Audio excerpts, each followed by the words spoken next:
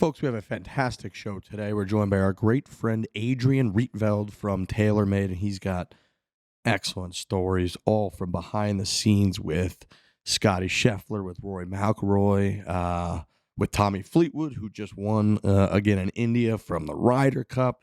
He's, of course, the master club fitter and wears many other hats over at TaylorMade, but works directly with these guys. He's texting Scottie Scheffler the day before major championships, talking about drivers and tweaks and all this stuff. And he's got all of the information and stories that you would like. And then we also get into our friends at Good have announced that they're sponsoring a PGA Tour event. So it's a lovely show today. It's all brought to you by Chevy and the Equinox EV, which offers 319 miles of EPA estimated electric range with front-wheel drive. We very much thank Chevy for their support of our program for years now. And we thank them for coming up with the Equinox EV and its massive 17-inch diagonal center screen, the largest of any EV in its class. It's also, you can leave the driving to Equinox EV. You can show up to the course energized because of the available Super Cruise hands-free driver assistance technology. Our great sponsor, Chevy and the Equinox EV. When it comes to EVs, Equinox EV is the smartest choice you can make. But I said, "You are such a foul-mouthed woman," and she just goes, "Eat a dick." Holy shit, lady.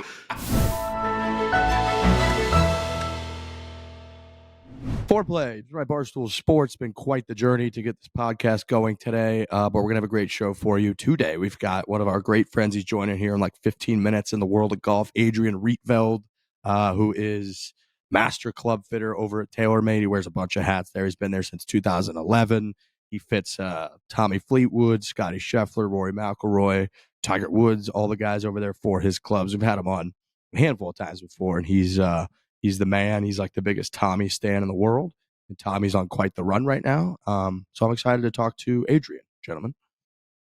Adrian Rietveld. Yeah, we see him all the time at the TaylorMade events when we are with Team TaylorMade, and I got to see him all Sunday during the Ryder Cup, so I'll be interested to see how the rest of his day was after I departed him, and things started to get real tight at the last that we had spoken. So it started real cocky and like, my guy Tommy's taking you guys down. And then I think some butts started to tighten up a little bit. So always great to hear from Adrian. He's one of the best in the business. You hear from guys at TaylorMade and even guys that aren't with TaylorMade, guys on tour have talked about how important a guy like Adrian is when you are deciding on what manufacturer you're going to sign with. These guys are the best golfers in the world now, where all the money is going and like how they can make money on YouTube. They can make money from Live. They can make money now from the PGA Tour. These events are so lucrative that when they sign with the money that they get from a manufacturer really is just a drop in the bucket for most of these guys, especially the top ones.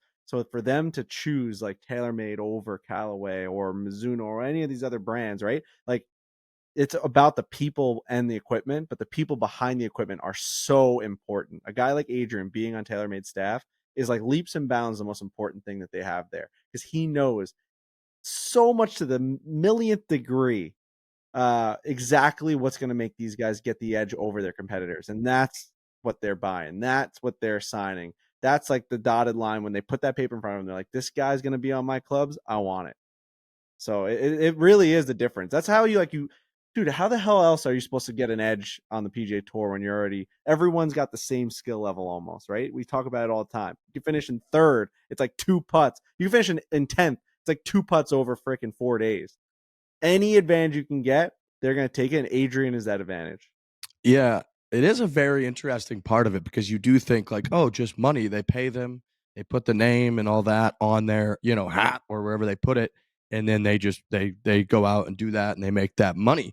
And talking to the guys behind the scenes, especially even the players, like more than talking to Adrian, it's like the biggest part of it is having an entire like truck, having all these professional folks that have been in the game forever at a second's notice of they need to tweak a shaft, or they need to, maybe I'm going to put a 4-wood in instead of a 7-wood or whatever it might be.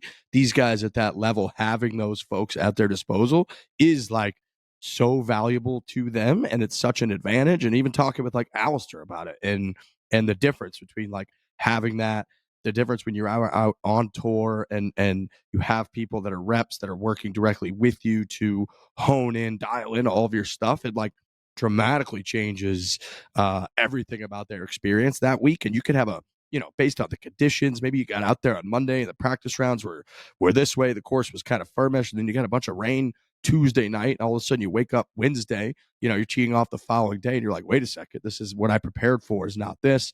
And that day, it's like their final chance to get everything right, because then this tournament kicks off. And so, yeah, having all the folks be there, and then having, Adrian be the guy that's there for, three of the players that have had the biggest years in the world this year playing golf is unbelievable.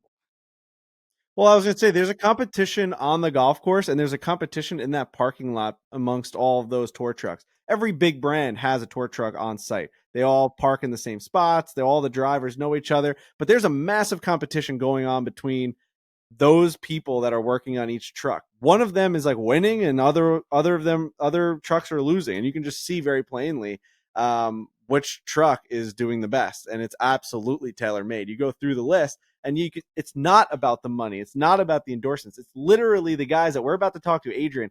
These are the people. This is why they have Rory McIlroy and Scottie Scheffler and Colin Morikawa and Tommy Fleetwood, yep. and the list goes on and on. Like, that is winning their competition in that little square that's off to the right of the driving range at every single PGA Tour event. If they weren't winning it, these guys would be on some other truck with another company. That's a fact. That's not just because we are Team TaylorMade. It's not like if we weren't Team TaylorMade, we'd still say like, hey, you have to give it to them. They have Tiger Woods, they have Rory McIlroy, they have Scottie Scheffler. They are winning. Right. We talked about it in regards to Tiger in the past, but it goes for all these guys now, especially Scottie, Rory, and Tommy right now, where, yeah, the money's important, but they are going with the company that's going to give them the best chance to win, because they have everything else. They're like, I am at the peak of my powers. I can win golf tournaments. What is going to put me over the top in regards to my equipment, in regards to who fits me for my equipment? And yeah, the proof is very much in the pudding from the last year and a half, 2 years, certainly in regards to Scottie, on who is in the front of that. I mean, the number one guys recently have been Scottie, Rory, and then Tommy, who's just been good for a really long time, but as of late has just set the world on fire. And yeah, Adrian, it's got to be so great. And we're going to talk to him, so I'm sure we can talk to him about it. The fruits of that labor, watching it. I mean, you're not swinging the club. You're not the caddy. You're not reading wind. You're not reading distances. You're just the guy who puts the club in their hands. But there's got to be part of him that's like, I'm very much a part of these wins and all of the success that our big three at this company are seeing currently. Tommy Fleetwood hands you his wedge, or he hands you his 4-iron that he's putting in the bag for the first time in India, and it's like, all right, I want like I'm gonna hit a couple shots in front of you, and you need to let me know based off the data and everything that you're seeing if we're gonna make an adjustment to this, and then I'm gonna go step up and try and do the most important thing of my career and like go try and win a golf tournament. Right. And Adrian takes that club out of his hand and like bends it and like moves it to a degree. He takes a driving iron. He takes an R7 mini driver, and he puts like a 10 gram weight on the left and a 15 gram weight on the right. And he's like, all right, try that. And he sees a different data output, and he's like, okay, go out and try and win this tournament now. And he goes out and wins it. And it's like, all right, that worked. Like that. I mean, have you ever given a guy a tip and like it worked? That feeling of, how excited you are to be like, wow, I can't believe it. It could have went so south. I could have ruined their day. Imagine that, like, feeling, knowing you're taking Rory McIlroy's wedge and he wants you to do something with the grind or whatever it might be. Like, you got to make this decision based off of your expertise. You're doing Rory McIlroy's clubs. You ever give a tip and then the guy wins the Masters? Yeah, right. Exactly. Yeah. Like, that's the position that he's in, but it can go the other way too, where it's I switch this and they fucking hate it. And you're like, oh, great. Now we got to figure this out. It's a very interesting job. We've had Adrian on before and we've known him for a long time, but it's every time we talk to him, the success level of the TaylorMade guys keeps going up and up, that we talk to him and it's like, how you doing this, dude? It's pretty fucking impressive. It's so impressive. And golf is so interesting in that how much equipment is part of the game. If you're playing like basketball or football, don't get me wrong, there's shoes, there's helmets, all that, but like the actual changing of shafts, we've seen it in real time when we go do a fitting, right? You think as a weekend golfer that, that kind of suck. It's either a good swing or it's a bad swing. The rest of it can't matter that much. We're out there on the driving range at the Kingdom, and they just change your shaft. Like Frankie's been going through it all year with like going back and forth on which shaft he wants, but they just change your shaft. And they're like, no, swing looks fine. Just keep swinging the way you've been swinging. Let me change the shaft for you real quick. And your ball goes from way too spinny and high and going out to the right to like a perfect trajectory little draw, or at least as perfect as you could get. And that's just because they like changed the shaft. And so, you think about that through all 14 clubs in your bag and how important that is. And when you're Rory, if you're standing on that 18th tee at the Masters tournament in the playoff after, almost winning the thing, whatever, you got to step up there and you just got to trust like what you've got in your hands right here. You've got to trust the golf ball, all the equipment, all of it. That all goes back to like Adrian and these guys and the decisions that they've made. And that's so insane to have that pressure and to like from the engineering and the research and development to the implementation of it to the club fitters and like Trotty, who we've done a bunch of stuff with, and the Adrians of the world to like get it all perfect so that like this person is standing on the tee and just trusting what's going to happen is just an amazing part of the game that probably doesn't get talked about enough. Yeah, and there's other people just like Adrian. Adrian just happens to be our voice on the podcast that kind of shines a light on this whole entire industry that we really never knew existed before seeing a little bit of a peek behind the curtain. There's other great people at other manufacturing companies that I'm sure Adrian holds to a very high standard and regard, knowing that like they're all doing things their own way in different ways. And there's obviously people that are not on TaylorMade that are winning major championships and huge events. So that competition that goes on behind the scenes is something that is very interesting to me. And the fact that we get access to a guy who is well known and highly regarded as the best. And so much so that we've heard rumors of guys legitimately saying like, I will not hit this new driver, and it going viral, cough, cough, like Rory McIlroy, where things have been like, how is he not hitting the new TaylorMade driver? And it's on all these websites and all these manufacturing things. And it's like, we're hearing rumors that it might be because Adrian like wasn't around to like, tinker with it, the new one, and like really get him dialed in, right? There's little stories like that where these guys won't venture into a new set of clubs or equipment unless their guy is there. And that goes for all sports, right? There's the Islanders made like a change with their equipment manager this offseason, and it was like they made it as though it was breaking news. They got the guy from like Tampa Bay because Matthew Darsh, our new GM, was the assistant GM in Tampa, and he's like, this guy is just different. He brings a different energy to the players. They feel comfortable around him. It's not to say that the old guy was bad, but like we need something that this guy brings. And they, the players go out there and they do their job to the best of their ability. They're the best in the world. But there's all these other things that happen around professional sports that are so important. Like the way that Riggs played Harvard hockey. So, he played a pretty damn high level. He would know, like, there's so many things that go into it. Like, when are they drying your gloves, and like what kind of equipment are you using, and are they quick enough to be able to change the blades when you come off and you have your next shift, and like are they on top of it? Where's your sticks? Is everything perfectly aligned? And like when you snap your stick, are they waiting for you with one at the end of the bench? And that's just hockey, right? Football, the way that these guys are taped up. Patrick Mahomes has things going up his neck, up his arm. All these equipment managers and just like assistants. It's amazing what goes into this sport. They make billions of dollars in these sports. And it goes down to like, there's a huge community and team that helps that all happen. And we only just see the big names who score the touchdowns and make the putts.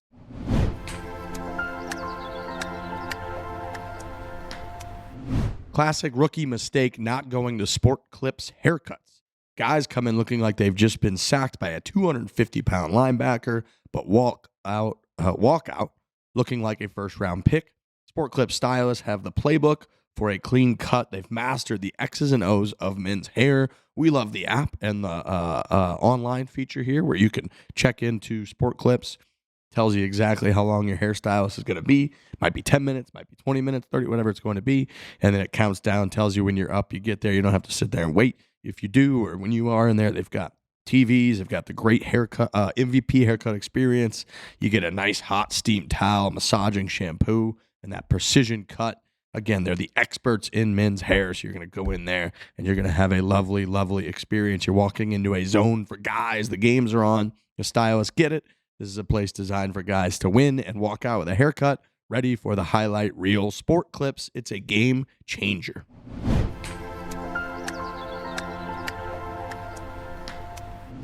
Everyone's good? All right, this is huge because we were just saying we just gave like a 15-minute intro for you, Adrian, and we were just hyping you up. We were talking how unbelievably important you were for everybody, and then we were like, what if he just can't get into the show? What are we going to do?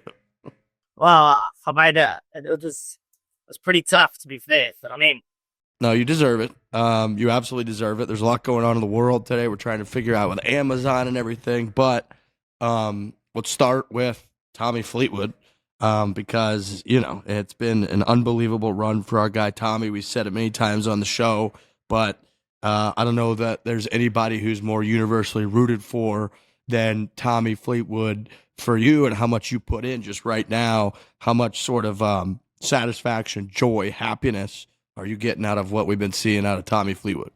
It's truly amazing, Riggs. I obviously, he's my best friend first and foremost, and we go like so far back, and I guess the short answer is, to see it happening for him, to see him kind of getting what he deserves is pretty cool. It's pretty cool, and also the fact that it's not even, he's still the same old guy, Yeah, I love that part about it. I think for Tommy, that's just what he's always been for everybody. What is it, this last week, he had a very interesting setup. People have been highlighting the mini driver a lot. I'm a huge mini driver guy. It's sort of started a lot, obviously, with you guys now. Seems like other companies are even getting involved in the mini driver, thing. Tommy kind of started it on a public level. What is it about these mini drivers that make it so much, easier and beneficial for people? What's the science behind it? I think it's pretty cool. It's almost like what started off as something which was probably, which started off as something which like almost gimmicky, right? What here's a mini driver, where's it going to fit in your bag? What's the point of that? And as it kind of grew in popularity, and Tommy was really he was front and center of that. And I think it's the fact that, look, it's longer than your 3-wood. It's also easier to hit. And players kind of have figured out that it's pretty easy to hit off the turf as well, off the deck, right? So now all of a sudden, you've got something it's not miles shorter than your driver, but it's, for some people, it's really, really accurate. And as you start to move up, into kind of your elite level golf and top level, whereas your amateur or your recreational golfer is using it, purely because he maybe struggles to hit a driver, where, these elite golfers have found like a weapon, right? And the PGA Tour courses, they've been handcuffing them. They all seem to be set up with, firm greens, tight fairways, high rough. But the players are also stronger than they've ever been. So you kind of put that formula together, and you've got a piece of equipment which actually complements these players, because they're not worried about length, but man, could they do with some accuracy, at this level. Adrian, what's the because we kind of went through how your industry, basically there's a competition that happens out on the golf course and then also in the tour trucks, and for it's pretty plainly you could see that you guys are winning a lot of the competitions in terms of the names and the players that you guys have acquired to wear the TaylorMade logo and use the TaylorMade equipment. What in this, to people it may feel like a TaylorMade like advertisement the way we've been talking about it, but this might be a tough question for you to answer, but like, what do you feel the pressure to always put these guys in the new equipment, and like, do they fight back on you? Because like, when they're so good and they're so consistent and they are so, I guess it would be like routine oriented, that all of a sudden you're giving them a new piece of equipment. Like, how hard is it for you to be like, and are you getting pressure to be like, they need to use this? Frankie, that's an amazing question. It's different for each player. Like, I think Tommy actually said it best on your podcast when he won the FedEx. I was listening to that, and he was Mr. Free Agency, right? And he, kind of in the equipment world back then, the unicorn of like trying to get equipment in Tommy's bag and helping him choose it, right? And he kind of put it in a way of like, he could never go without that support, without that company behind him. Whatever these companies are, I mean, they're $2-3 billion businesses which specialize in equipment performance. If I was a race car driver and I had a company behind me that specialized in race cars, I think I'm going to use that to my advantage. And I think like that's the way to think about it these days. There's no money that can pay for somebody to use something. There's no, nobody will use anything that's inferior because the competition is too strong. The level, the standard is too high. You will end up losing in the end. So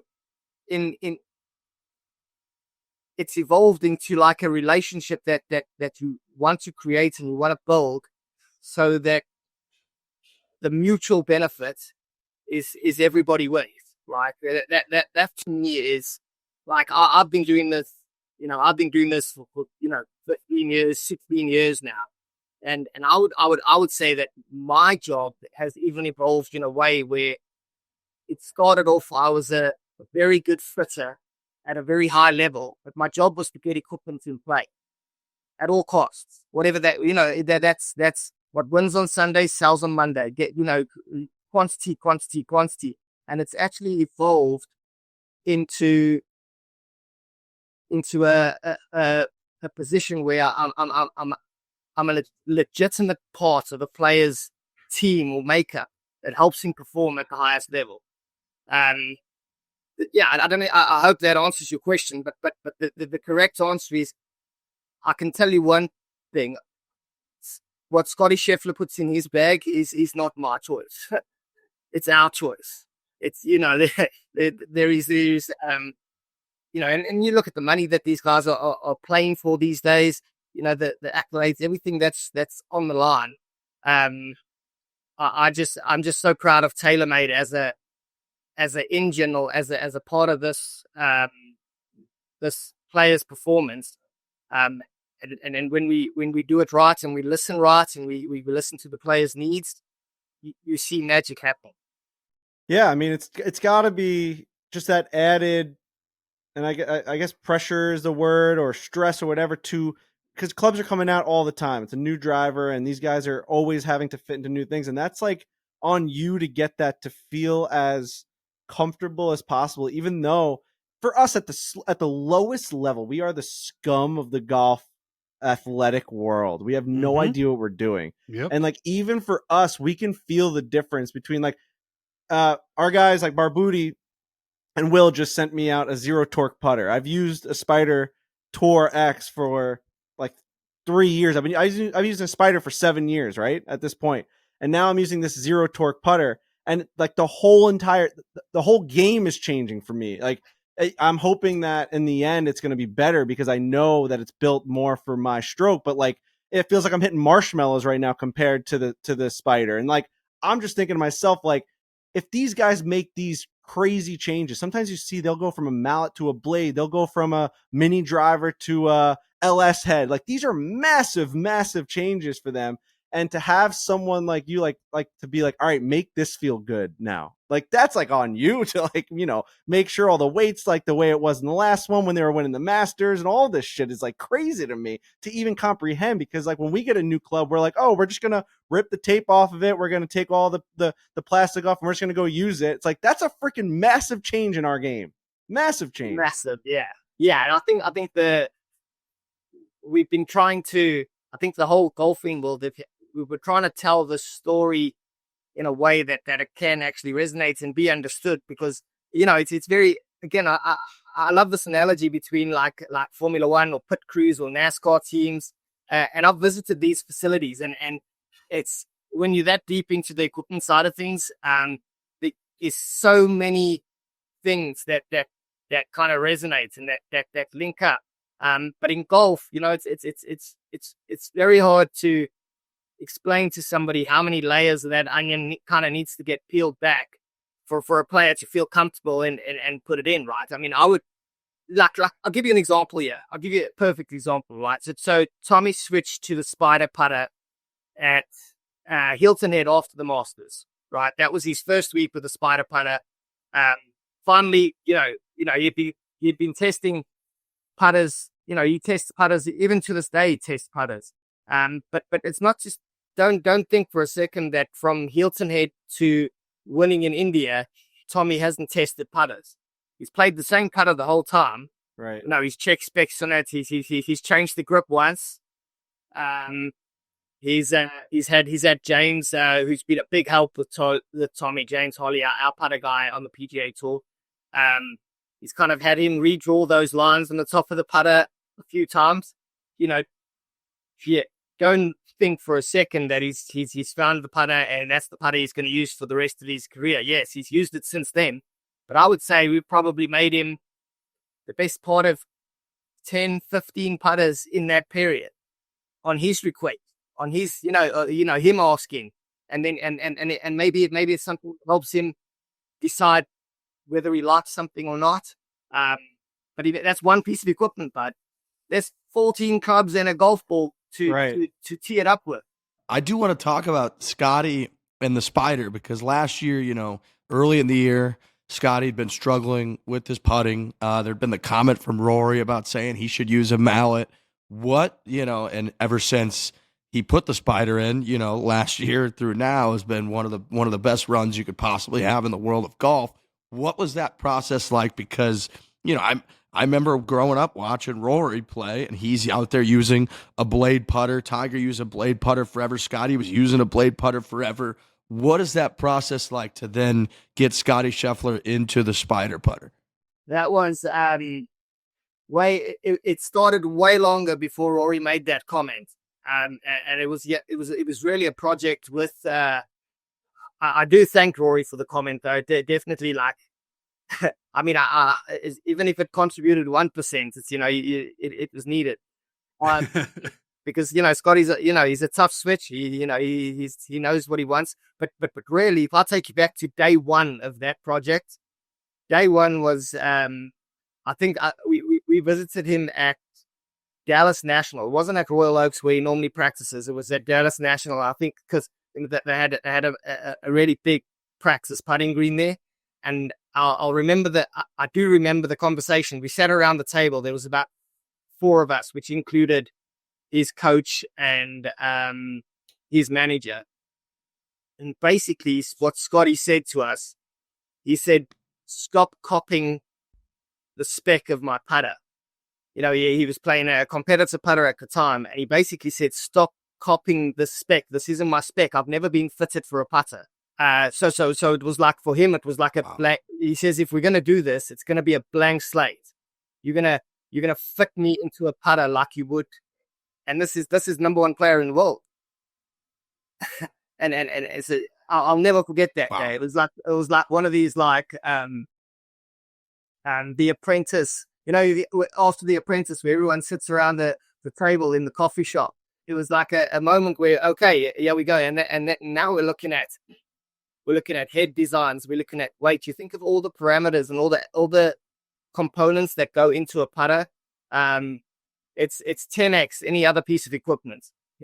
For like, in terms of like customization and what works specifically for that player. And then you get Phil Kenyon. Phil Kenyon comes on board and Phil's a complete independent at the time, right? He really, when I say independence, I mean his interest is Scottie Scheffler. Scottie Scheffler, he's going to use what is going to make Phil look good and help Phil make Scottie look good, right?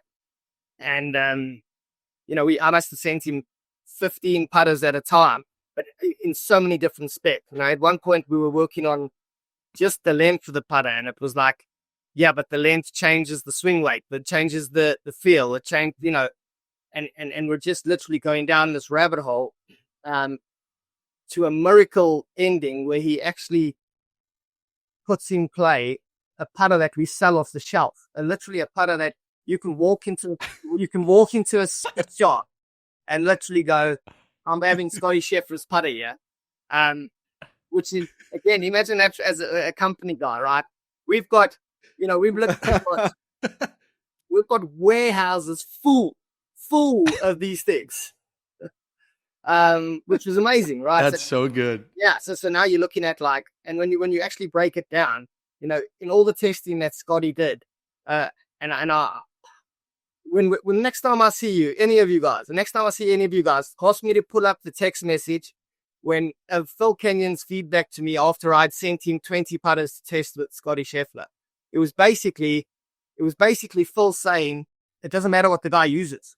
He's just like he's very good. He's got a good awareness and he figures it out very quickly. So now we almost have to hide technology within the putter so that he can benefit from it. Because if the putter's moving a certain way, he's going to just fix it with his feels, with his hands, right? And that's where I like the spider thing, because you've got the pure roll insert. That's going to help the ball roll. You don't have to. There's nothing you can do about it. It's going to help the ball roll. You've got Scottie Scheffler's got, his eyes are very, very sensitive. So the true path is there. There's nothing you can do about it, Scottie. True path's there. The MOI of the putter, which is the forgiveness off center. It's in the putter, and then he's got the L neck, which is what he's played for a very long time. And then his feels in terms of the weight. The grip. It's funny, the grip that he used to play was only made by one manufacturer. So we used to try and sneak these grips. We used to try and go into spots undercover. Have you got any of those grips?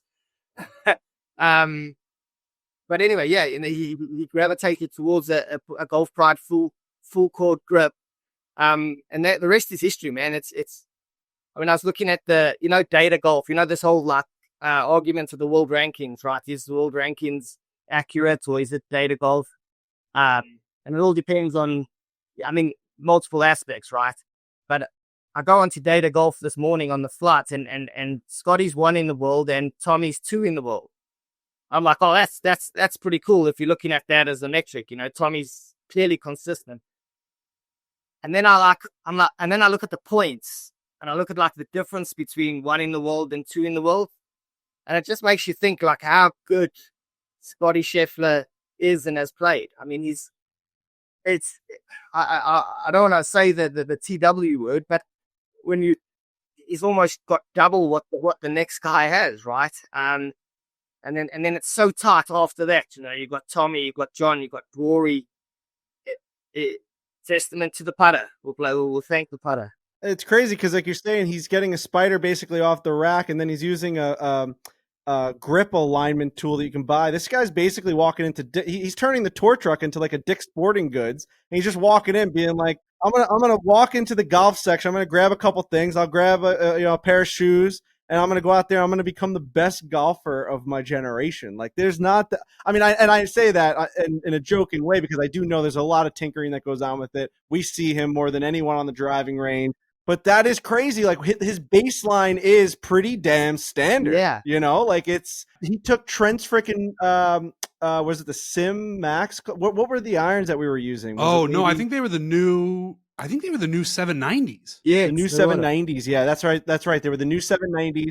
His first time ever using it. He's like, oh yeah, no problem. He's like, this is a way different shaft. I'll just check it down a little bit. He hit a ball to 7 feet. I don't know. It was on every one. We played 9 holes and he did that. 3 holes. He does. Yeah. He does have an ability, and I don't know how common this is. It feels like it's probably not that common. Like you're saying, Adrian, where his brain works so quickly around the game of golf, that he kind of fits to whatever you hand him, which can be good, but also probably a little frustrating. Well, very much so, mate. It's to figure out where you are with him. I always end the session or end the conversation, just checking in, saying okay, where we at here? Because you're pretty good and it looks pretty good. But I'll tell you a story now, and no word of a lie here. I've had 2 situations with Scottie Scheffler. One where he shot 59 or 58 in a golf day. I was with him the whole day using a new driver. He made 11 birdies and 2 eagles in the day, and he didn't play the drive. And I thought the driver was in play after that. So no, I think I got a good feeling about this. Didn't play it. Actually, he played it 2 weeks later. He only put it in, but he didn't put it in play that week, right? Brutal. And then the other situation was he was brutal. Yeah, and I'm counting on the scorecard, and I'm like, it was ridiculous. And I think he played 19 holes, so he played 18 holes, then he had to track back and play a hole with another group, and there was a little period there where I had to go and change the grip on the driver, and I gave him back his old driver, and he played one hole with the old driver, and he made eagle birdie with that, and it was And then there was another time where I was going to work with him on this year's product. And I mean, it was probably like the best driving display. He shot 5 under around his own course, not missing a shot. And he literally said to me afterwards, you see, I can use anything really. It's not about like, it's just got to be when I get into like majors and I get into like those situations and I want to be really, really sure, but it's two situations. But so when he does, when he does switch and when he does put balls, he play like the putter or, the woods and when he switches the irons ages back, he really is a performance benefit for him. I remember you were talking about the PGA Championship, and that was around the time going into the PGA where there had been the non-conforming drivers. Rory had kind of dealt with it. Scottie had dealt with it, which everybody deals with. If you just hit as many balls as these guys play, something becomes non-conforming. We kind of talked about it on the show.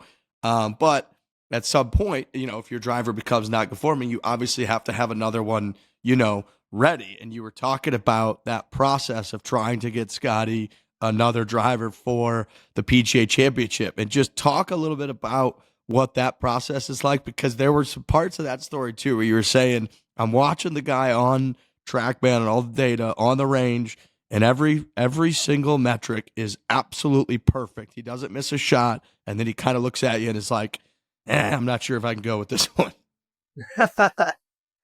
Yeah, I mean that was again a real. I mean, I'd say that's quite a highlight of my year, because that's really working like under pressure.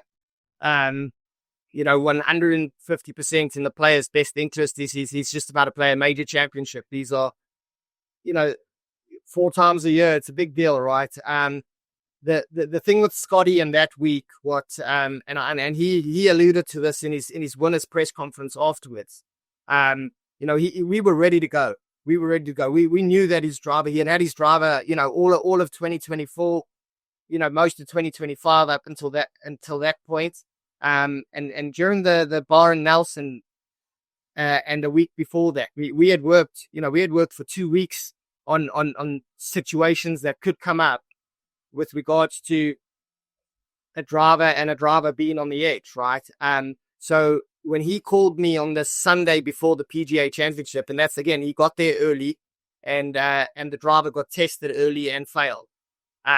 So we were ready. We were ready to go, but we were ready to go with like an option A, an option B, an option B. I still believe that Scottie Scheffler's got a QI35 in his locker that I haven't seen a bad shot out of yet.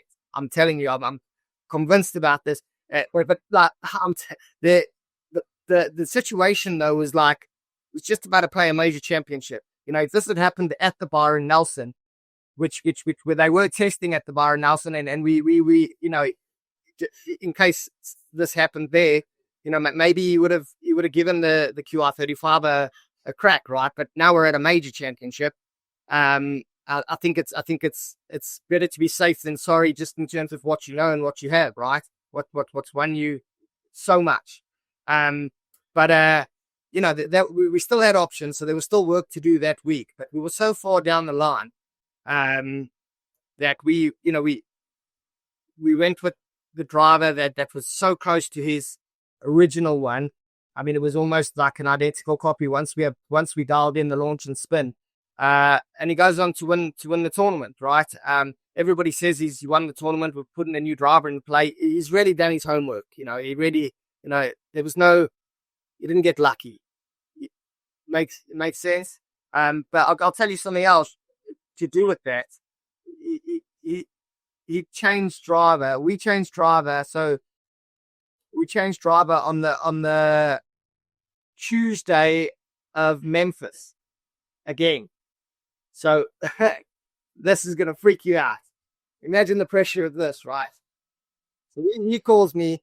We're in Memphis. He's like, have you got all those backup heads of mine? You know, the QR10 backup heads. I said, I've got them. I travel with them every week. He says, meet me on the range Tuesday. See you there. We get there, and he's now got his driver out now. He's also got the driver that failed from the PGA, because now he wants to really compare the small differences between all these heads, and they all have tiny tolerances. I go and measure things up, and then I give him one of the backup heads, and he goes, yeah, you see this one? This one sits more square, just like the original one. So I'm looking at it, and I'm like, I mean, you're probably not wrong, yeah. And if I make myself see this, I probably can. So he goes, and he pet rate, the spin rate comes down to 200 RPMs, and that's literally what his launch characteristics were with his original one. And he goes, perfect. This is great. We'll go with this. So I had to stop him there, and I had to go, hold on, Scottie. You've just won the Open Championship, and you won the PGA with the what? You know what I mean? I don't want to. And he's like, no, we're good. And then he goes on to win the BMW the next week. Sicko. That's These guys are unbelievable. just built differently, where they're able to see just based off of the smallest little differences that the human eye, or even someone with you that's seeing things on systems and machinery that's telling you that it's something. He's like, no, this one looks right to me, and then it is, and you can see a difference that maybe all your metrics couldn't have spit out at you unless it's in Scottie Scheffler's hand. He's the only one that can give that sort of description and show that difference between those two clubs. That's just when you're like, he's better than the machines almost. You know what I mean? And yeah, I think at this level, it's you got to listen, man. You got to listen so much more. Everything you know is in your head. Nobody needs to know it, right? But listen, that the other cool, interesting, funny story there is Tommy changed driver. He put a QI 35 at 10.5 degree on it's a setting which is slightly lower loft, so it's about 10 degrees at the Travelers Championship. But that on the Wednesday afternoon of the Travelers Championship, I was waiting. I was waiting for Mike Essie. We were getting ready to kind of travel home, and even on that Wednesday afternoon, Tommy had a 9-degree head and he had a 10.5 head, and he had no idea which one he was going to play that week. No idea. And I'm like, I said to him, you, and Finno really helped out as well. And I said to him, look, you can't make a bad choice. In what I see and the data and the stuff that I look at, I've done my work. I've done my job. This is now on you.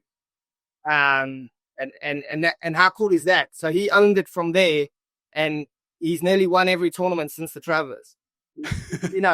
Keegan beat him at the Travelers. Crazy. Think about the run he's gone on since then. I haven't touched the driver.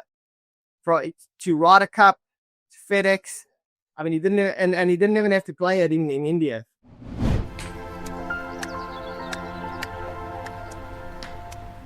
This episode is brought to you by Body Armor Sports Drink. Body Armor has great tasting flavors like strawberry banana and orange mango with no artificial dyes, flavors, or sweeteners. That is a huge part of Body Armor, why I like it. Drinking Body Armor during this show. We got a bunch of it here at the house, and I rely on it. Hydration, delicious flavor, and again, most important part for me, none of these artificial dyes, none of those artificial flavors or sweeteners. Body Armor is also an official sponsor of the Barstool Sports Internet Invitational, keeping us hydrated while we were out on the course. All that footage coming up very soon. So a big thanks to Body Armor for that. And a bold new look with the same great taste. Get your Body Armor today at Walmart or a local grocery store near you. They're going to keep you hydrated. And again, it's all good stuff. Body Armor. Choose better.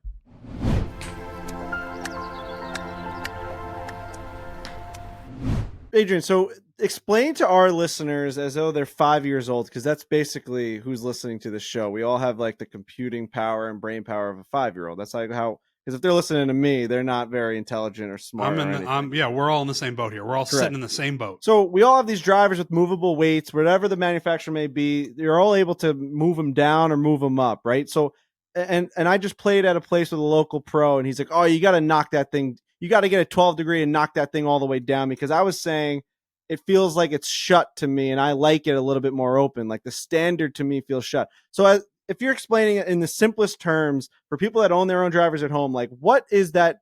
What is all of that doing? What is like, if you have a 10.5 degree driver and you're a right-handed golfer, if I shut it a little bit more, what is that typically doing to the ball flight? And if I open it more, which I guess would mean what? Like it would raise the degree and it would open up the face. What is all of that doing? I think what you've got to remember is that you're changing two parameters of the golf club when you move it. So if you, with a driver and with tailor-made sleeves and the way our technology works, if you have a driver, that a 10.5 degree driver on standard, and you move it towards lower, the two things that happen is the face opens and the loft goes less. So you're moving it to lower loft, but you're also moving the face angle to open, probably 2 degrees. Now, if you do the opposite, you say you want to move that 10.5 degree driver up to 12 degrees, then you move it onto the higher setting. But what you're also doing is you're making the cup face closed. So you're adding loft and you're making it closed. Now, let's say you were a player, try and get this like as simple as possible. If you were a player who hooks the golf ball, and you have to play 9 degrees of loft, you are better off playing a 10.5 degree head set on lower, because the face angle is going to help you stop hooking the ball. Now, if you're a driver, if you're a player who slices the golf ball,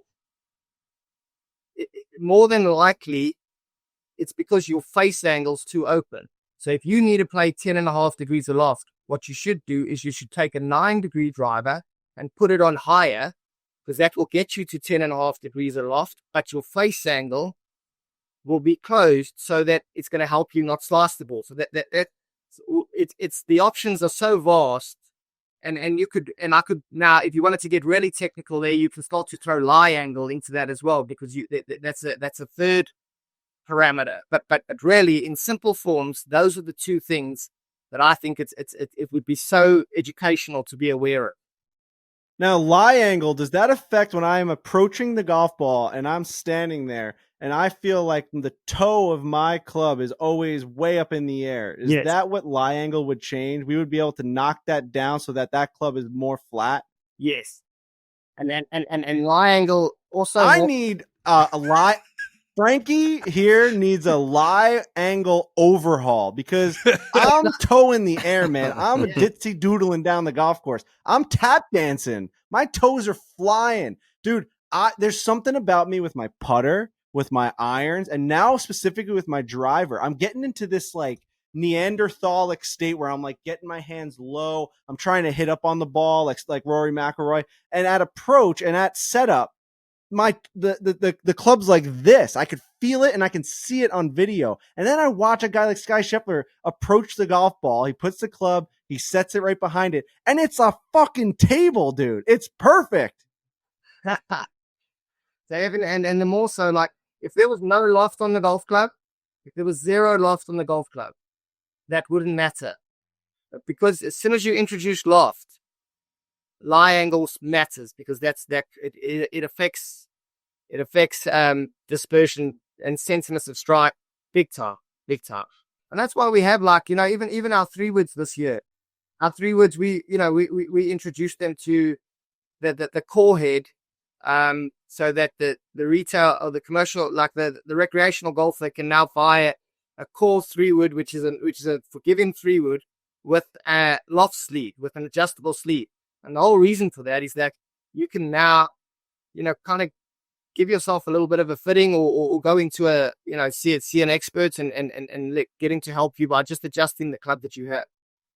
I did notice that because I've got a bunch of these clubs in my garage, which now every time I say that, people are always like, "Let me get that extra club." Oh yeah. I'm leaving. I'm hoping that my son is a mhm. lefty and I'm saving him for him, or I'm giving him to my buddy Andrew who rummages my freaking garage because he's a lefty. But I noticed that the old 3-woods, they're all just like solid. Like you can't take the head off at all, right? So like, but now it's adjustable, and I didn't realize that was in every single. I thought that was maybe a special like a special 3-wood for me or something. I'm like, this thing's pretty damn cool. You can swap.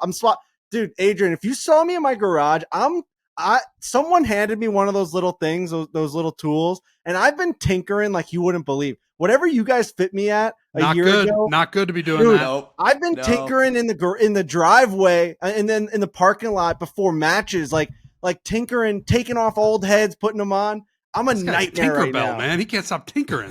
I'm tinkering like crazy, dancing. dude. It's bad. It's so bad, but it's fun. Like it's good that these clubs now, like you guys are introducing that to the core head of these drivers. And again, like everyone's gonna be like, this is just a TaylorMade commercial. It's not. This is just like how we got here. Like it is helpful for the everyday person to be able to make those adjustments because yes, we do need to change our swings. We need to get more on path, like a better swing path. But like, there's no reason why you can't use the technology that you're spending a lot of money on to the best of your ability, help you get the ball to go straight. And that's just like simply what these clubs are all doing. Absolutely, man. Imagine golf ball, man. Imagine the tech that goes into a golf ball, right? Now, all these different varieties of golf balls, they launch different, they spin different, they feel different, they have different speeds. That it's so. If at professional level, you're only allowed to use, one model of golf ball in tournament play. So all the golf balls in your bag are the same ball. I would certainly encourage people and your listeners to follow that, because think about it. Every time you reach into your bag and you pull out a different golf ball, it's like it's a lucky dip on how that golf ball performs, for you. If you go get fitted, figure out what golf ball you want, and you're only using that golf ball, and the consistency of what you get and what you're going to get is second to none. I want to talk about Rory McIlroy and you getting him into this. I want to get into that because I know that was a huge decision for Rory to switch golf balls this year. Obviously turned out unbelievably well. How big of a decision was that for you? Was that something you were like pushing on him to do? No, not at all. It was his intrigue to test. I mean, over the years, our TP5 and TP5X brand, it's been pretty consistent. We've advanced the ball every 2 years, to with what we have at our disposal to make them perform better. But really, what you have essentially is you have a golf ball that's one that spins a little more than the other, one that launches a little higher than the other, and these golf balls perform differently at different parts of your bag. And every time in the past, when Rory has tested both balls, he's always, it's always been quite a, like he's always wanted to play the TP5. It feels like he can launch his little off-speed shots, and he can launch his wedges a bit lower. And it holds the spin on kind of softer shots. But as you move into his driver and the top end of his bag, that's where he would have to sacrifice or give up a little bit of performance, because the ultimate of driving is high launch and low spin and ball speed, right? And so every year he's kind of got to that point and he's gone, damn, this is not really, I'm not willing to give up what I would lose in the top of the bag. And then with this model of golf ball, which what we're actually trying to do is we're trying to improve those parts of the golf ball. That's what we try. So how do you make a TP5 better? You keep everything that it does in the short irons and the wedges, and you try and improve what it does in the and with the TP5X it would be the opposite, right? And I think that's what Rory found out, in his testing. And when we tested at Pebble Beach, as he got into that, 3-iron, 4-iron, 3-iron, 5-wood, 3-wood driver, he was like, I'm not giving up anything. And I think if you really dug into the numbers and the data, he would have been giving up a fraction. But but on the surface, when you looked at it, it was way, he felt he was giving up nothing. And that to me, like, was the switch, right? When you talk about the ball switch of the year, the story of the year when it comes to equipment and golf ball, what that guy's, the year he's had is, it's been phenomenal. And even with everything that you do with all of the clubs and all of the ball fitting and everything, you still firmly believe that the golf ball is the most important piece of equipment. I know that's said amongst a lot of people in your industry. Does that still remain true? Yeah, I think you can get it really wrong with golf ball. So, and because it affects every single part of your bag, and even, I've done fittings with top 10 players in the world where they've chosen not to use a specific golf ball just because how it feels with the putter. So like that's that's pretty detailed, right? And I do think a golf ball is an exceptional. You should really go into detail, and that's the big the big debate would be, if somebody's gonna buy equipment or go in and get fitted, do they start with golf ball or do they start with the clubs? I think I think I think you start with a golf ball, and then you build your clubs around that ball, and you can tweak each club individually in relation to the ball. If you start with your clubs and then you try to use a golf ball that's going to work for everything, I think you're going to get stuck somewhere along the line. That's very, very interesting. Yeah, I remember, I think it was this year, or I guess it would have been about a year ago, during our alternate shot filming where I played with Colin. Morikawa was my teammate, and he essentially convinced me to switch golf balls. And we were just kind of talking through, the game a little bit, because I was using the TP5 X at the time, and he was kind of going through, what parts of your game this, what parts of your game that, and he was kind of seeing it in real time. And he hit a shot that I kind of asked him about, and then he was like explaining it, and he essentially was like, "Yeah, I really think you should try the TP5. I think you'll be able to get it, to come in higher, softer, spin it, and like really hold a lot more greens and all this." And we were kind of talking through, and I would say this year, at least like on camera and stuff, I've probably played my best golf, and I've been using the TP5 the entire year. It's a great ball, yeah. I think especially, when you talk about control, and there's the word Colin Morikawa has got to come into the conversation, right? I've been doing a bunch of work with Mark Rafforbjornsen. He's another one of our young staff guys, won that PGA Tour U, got his PGA Tour card, and JJ, who used to caddy for Colin, now caddies for Michael, and he won all the all that success that Colin had was with JJ, which just shows, obviously he's a high quality caddy, but he's really been helping Michael control his game. He's got all the power in the world, he's got all the talents in the world, and he's just pumping this like control and consistency and repetitiveness into the player. And I think last week or the week before, Michael was like second in iron play, and I'm like, he's such a powerful player. I was like, wow, that's he's got a bit of, and he switched from the TP5X into the TP5 just again, so he's got more shots to hit, more shots to play. It's not all power and all kind of send it. What ball do you play, Trent? I'm TP5. See, wouldn't Trent be a TP5X player, because we need to get more distance out of him and like more penetrating ball flight, like off the tee? Isn't it? Wouldn't an X be more of a driving golf ball? Yeah, I think it is. It's kind of a low spin distance ball, but you do get people, you do get players who are very high spin, and they need a golf ball that holds the spin.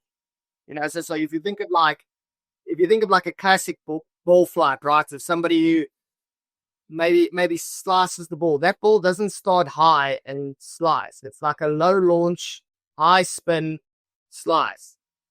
So you throw a TP5X in there, and the characteristics of the golf ball is high launch, lower spin. So you you're getting a little bit higher launch than you would, which you need, and you're getting a little bit lower spin that you need, because that spin is actually what's moving the ball offline.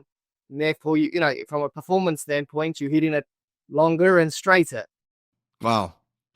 Adrian, what information you've got, what stories you've got, you know, all that behind the scenes, how much passion you have for it, and like what that delivers back to you when you see the successes. And you know, you can't have more successes than the people that you're working with are having right now. I mean, you went through it, and it's just like Scottie is on a laughable tear. Rory had the best year of his career. Tommy Fleetwood has entered this stratosphere that he's been like trying to get to for such a long time. And there's a bunch of other players, obviously, as well, who have success. It's just like, you guys are just doing it right. You know, you're just doing it right now. I think as a company, and like I honestly, like I bleed TaylorMade, and I'm like, you know, behind the scenes and everything that the team and the people do, from Scottie's putter to Tommy's driver to Rory's golf ball,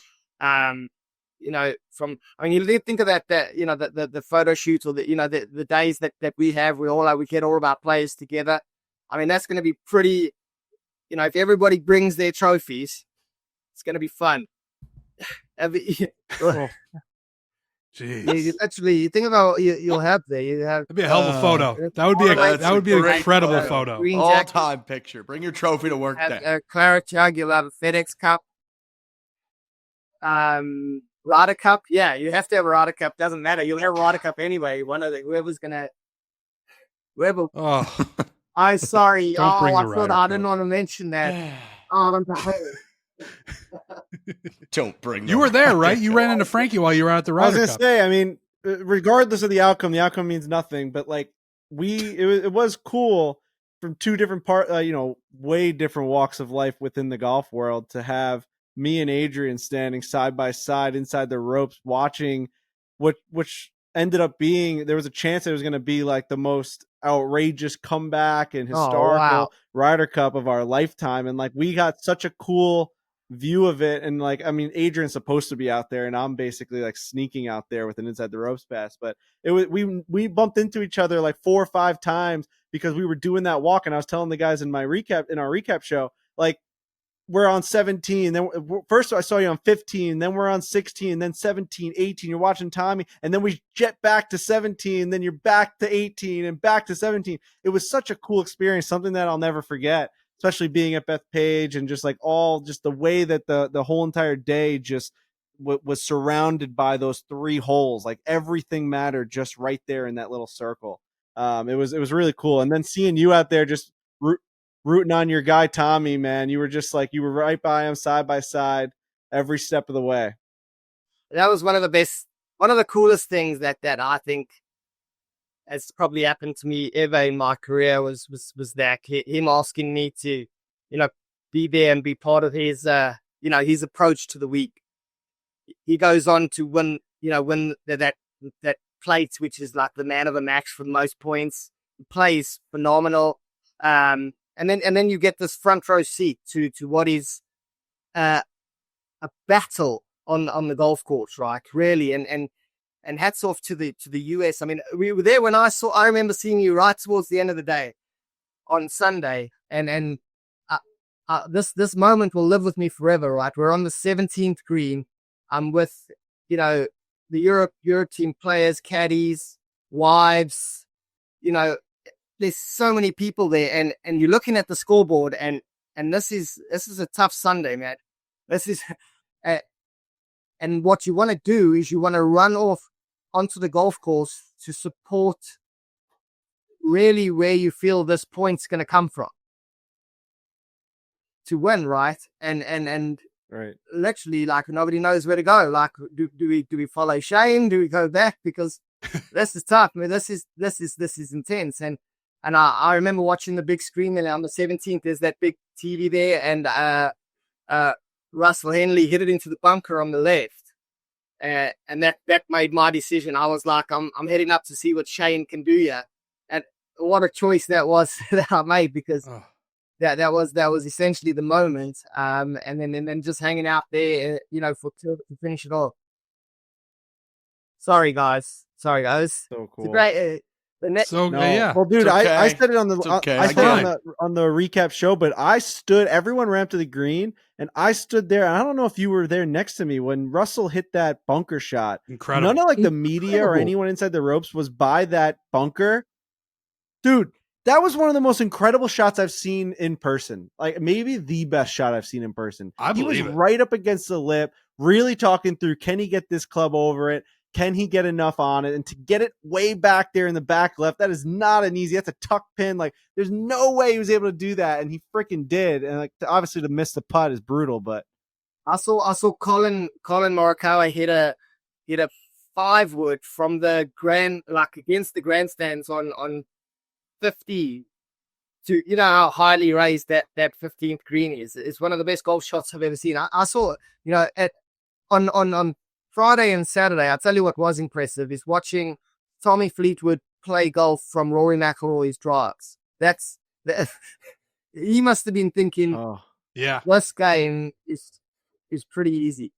No, well, yeah, it was great, and obviously, as much as we don't want to say it, we're happy for Tommy Fleetwood. Anything that he does with that in particular, that's a tough one. Like, and he knows it. Probably the next time we see him, he's going to give us a little bit of shit. But anything that guy does in terms of success, we're always rooting for that. And really, all the TaylorMade guys, it's just been such a good partnership, and everyone's been so nice. And to be able to meet people like you behind the scenes, it's so insane. That was great. All right, Adrian. Well, we appreciate you. You are the man. You've helped us. I feel like when I'm out there, even I've got like the best support system that put me in the best stuff I could possibly be in. And I know that's such a different level. But I think what you guys have done with all of the equipment, you kind of like help everyone get to that point and make it easier for everybody to kind of get to that point of you have to be you don't have to be as perfect because there's just this phenomenal equipment that you can make tweaks to and let the equipment help you play much better golf. And watching you do it at the highest level for Tommy and Rory and Scottie and Colin and all these players, it's very well done. So congratulations to you on these last couple of years, because I know how much you put into it. Thank you, man. I appreciate it. It's a team effort. Yeah, we're a collaborative company. Yeah, great group of people that really enjoy what you do. You're the man, Adrian. Thanks, guys. You are the man. We appreciate you. We'll talk to you soon.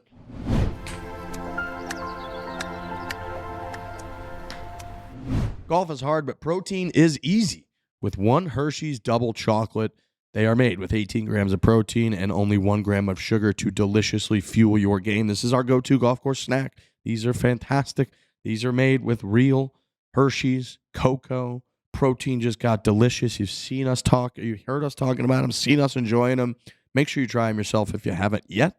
They've got other great flavors over at the One franchise, One Reese's Peanut Butter Lovers, One Hershey's Cookies and Cream, and their iconic One Maple Glazed Donut and One Birthday Cake flavors. Again, with the One Hershey's Double Chocolate, we are talking 18 grams of protein. That's a lot of protein. Proteins are the building blocks of life. You got to have them. You got to have them. You got to build that life. You got to keep that life going, and you got to fuel it with protein. 18 grams of it and only 1 gram of sugar. It's delicious. Buy the new One Hershey's Double Chocolate Protein Bar on Amazon. Protein just got delicious. Microsoft Copilot is your ultimate caddy, guiding you through life with powerful AI-driven tools designed to make your day easier and more productive. Just like a trusted caddy on the golf course, Copilot helps you stay on track, offering real-time insights, smart recommendations, and simplifying complex tasks. We've had a good amount of AI conversation most recently on the show. It's just becoming a very clear, evident fact that AI is going to be a huge part of our lives. It's going to fuel you. It's going to give you the tools you need to just succeed, to be more efficient, to be better. And Microsoft Copilot is your ultimate caddy. Copilot image generation lets you create personalized, high-quality visuals in seconds, whether it's for work, play, or anything in between. And with Copilot Voice, you have an AI companion that handles everything from answering questions to organizing your day, all with natural, easy-to-understand interactions. Ready to make life easier? Scan the QR code, to download Microsoft Copilot today and let your AI companion help you stay organized, creative, and productive. Whether you're tackling tasks, generating fun visuals or important visuals, or getting real-time insights, Copilot has your back every step of the way. Get started now and experience the future of productivity.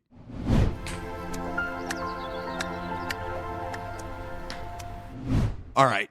Huge thanks to Adrian. That guy is the man. We got a few more things to discuss here on the show. The Kirk Minahan match is coming out, I believe, tonight. So we're trying to, schedule this whole thing out, figure out exactly when it is meant to come out. I know Dave weighed in. It was like they should have done it live. I know we were putting out clips in real time, but didn't necessarily want to spoil the whole thing. It's very tricky.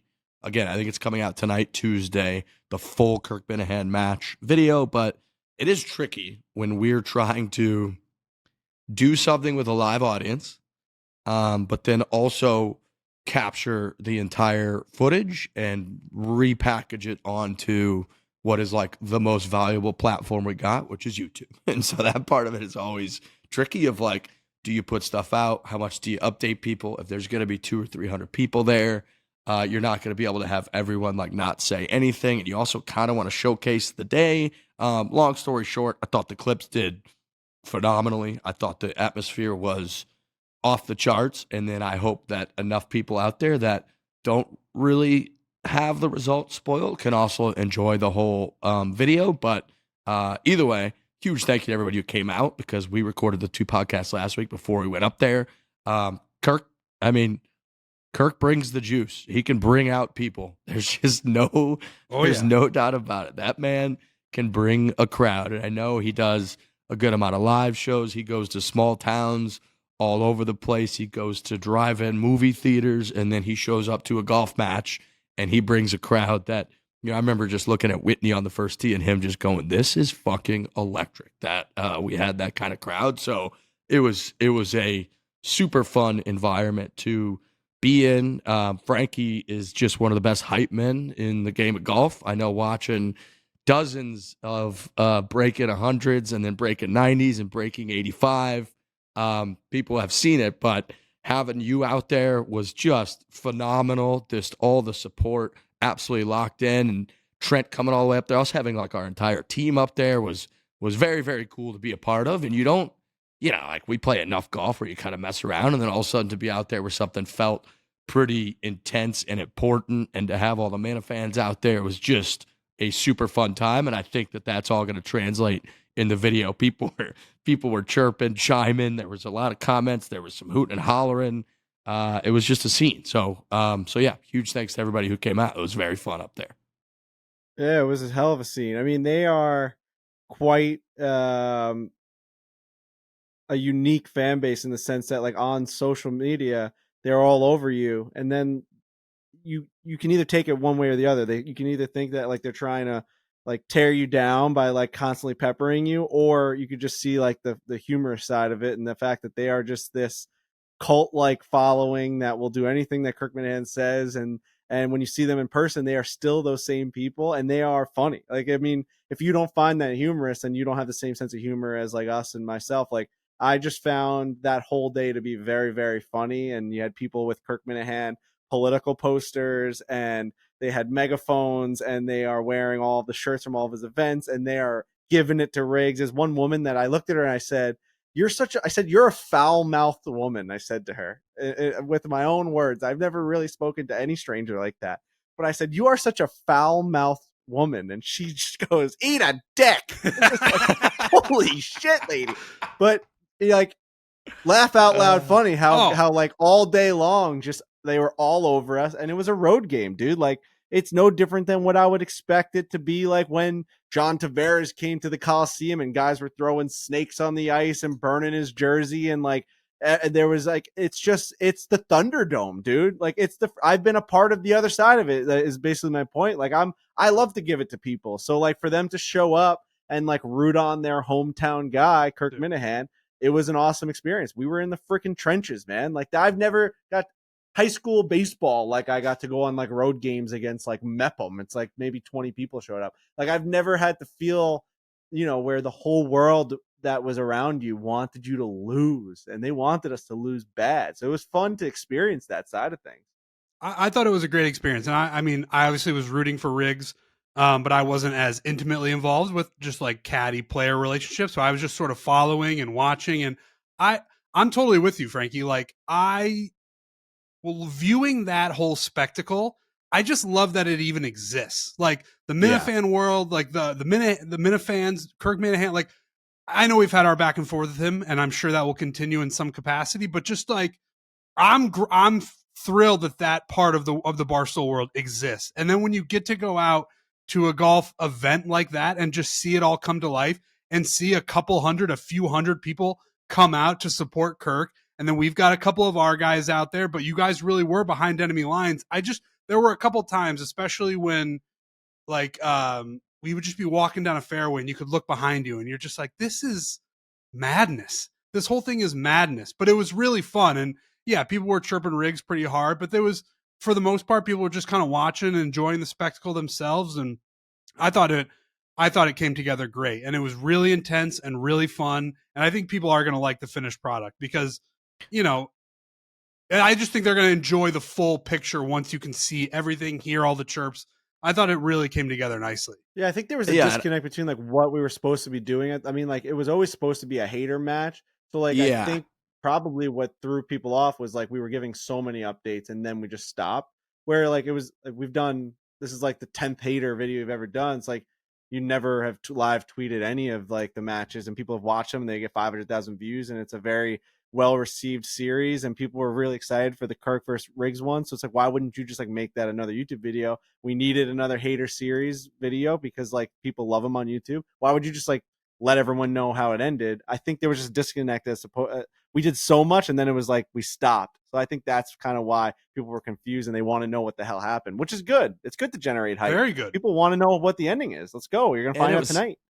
Right. And it was so fun being out there because it was like a hot start, and then it's like you're leaking a little bit. It's like, am I one of those people that's kind of blowing it? Kirk got back to like one down, and you were just in such a battle. And the thing I say, I'm with you. I loved and do love the Minifans. And I think that one thing that you really do realize about it is like 99% of the people there are kind of like perfectly in on it in the way that you want and hope that people are in on it. Like, they actually were cordial. They were funny, like Frankie said. They're making you laugh. They're kind of there. Like, there were several times where people would say, they'd be like, I really wanted to root for you there, Riggs. That was a great shot, but Kirk would kill me if I would have said something. So there was like a good amount of that was going on.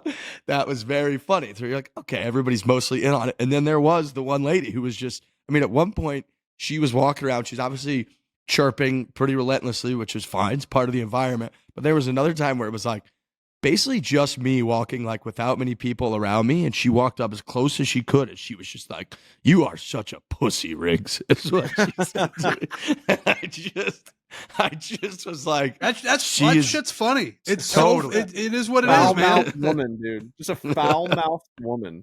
Just to say that to someone that she doesn't really know. I mean, you obviously are on the internet, and a lot of people follow and like they understand, you know, Kirk versus you, but her just to come up to you and like you're saying, nobody really around you, and to do that is so funny to me. It wasn't to get a laugh. Like, I don't know if she thought that anybody was even recording it. She just was like, I need this guy to know. Like, I need him to know what I think. And it was great. But yeah, it was interesting to see Riggs' game from the caddy perspective, because I've played hundreds and hundreds of rounds with him over the years, and like you kind of just are either on the other side of it, you're playing him in a match, you know, either or we're on a team and I'm worried about my own ball, and you see like some of the bad shots that come out and you kind of look across the fairway and you're like, all right, like that's just a bad shot and we're just going to move on. But like it is interesting to see when you're on Riggs' bag, he has all the tools to be able to hit really good golf shots. We've seen him on camera shoot 75s and 73s. We were at freaking Pebble Beach and you shot a real low number. And it was like it's exciting to see all the shots you're able to pull off. But then as like you do see, there's a lot of times where, and there's a saying where it's like your brain thinks it could eat more than like your stomach can handle or something, where there's certain shots you try and pull off that I think get you into like disastrous moments, and then the momentum starts to tip from like I can do this to then I can't. like you'll try and hit a 5-wood or a 3-wood out of like thick rough because you're like, I'm just gonna hit a little peeler here, like on the left side of the green, and it's like, dude, like we're in the match of our lives here. Like, why are we not hitting a 5-iron to the front of the green? You're the best chipper out of any of us. You can chip it up to 5 feet and you can make the putt. Like, why are we trying to hit? Then we hit the 3-wood and then it's a little dribbler to the right. Or like, I could totally see how that happens to you when you're on your own ball, playing your own game. Cause like, you're like, I can pull this shot off. And I think that's probably a common mistake that a lot of people do make. There's a fine line between being aggressive and being stupid. And I think a lot of the times you do make like that stupid decision that screws you a lot of the times. And then your day kind of goes downhill from there. And like, it was fun to wrangle you back a couple times where it's like, dude, like, let's play strengths. Like in this particular moment, it's match play. We don't care what we end up shooting. Let's play to your strengths. Just beat him. And like, that's how you have to go and play that golf course. So that was like, it was a fun little game of tug of war of like, we should hit this club. No, you should probably just play the safe place to the middle of the green. And then there's other situations too, where like, and it's amazing. I'm definitely a better relayer of what I've been taught than actually can do it. Like, I feel like I would be a better coach and player. Like what Dr. Brett McCabe taught me in fixing Frankie, I know all the things that he was telling me, but like, there'd be a time where he had like a short, like you were on like a hill and we had like 145 yards and you're like, I just like this, I hate this lie. You're like, it's just like a weird lie. And you kept saying like, this is a weird shot. And like, I'm like, it's all right here. Like, you don't have to worry about like doing this follow through or like, let's just, instead of hitting an 8, let's hit like a 6 and just come down on it. It's all right here. If you just make good contact, it's just going to fly. It doesn't matter what you look like, what the stance looks like, or any of that, right? Like, there's moments I think that you get like a little too like into like what it's going to take. And it's like, fuck, dude, like, no, you're better than all that, like doubt of all that shit. Like, we can just hit a different club and like, we don't have, like, there's little things like that that you pick up on when you caddy. And like, it's so apparent. And I'm sure like people think this, if I've ever had a caddy, they're like, God, why is he making these decisions? Like, I see his game. He doesn't need to try that shot. It was really interesting. And I was actually happy to see that side of the game. Yeah. No, that is very funny to hear you say that because it is like, I imagine I've caddied for a couple buddies in like Mass Open qualifiers and stuff. And it is when you're just observing someone the whole day, it's amazing how much you truly do just like witness and how much you're like, no, I actually know exactly what you should be thinking here and doing.